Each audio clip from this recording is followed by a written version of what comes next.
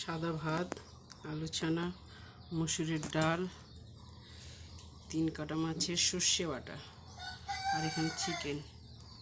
3 কাটা মাছের সর্ষে বাটা, সামান্য একটু ডাল।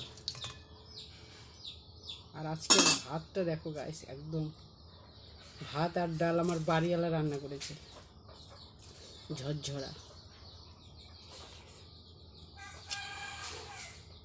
3 কাটা।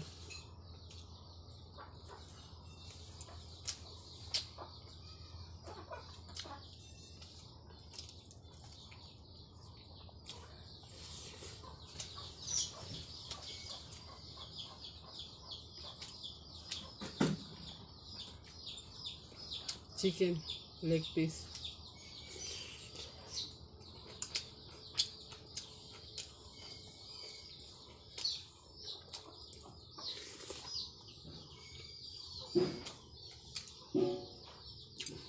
একটু ঝরঝরা করেছে ভাতটা না,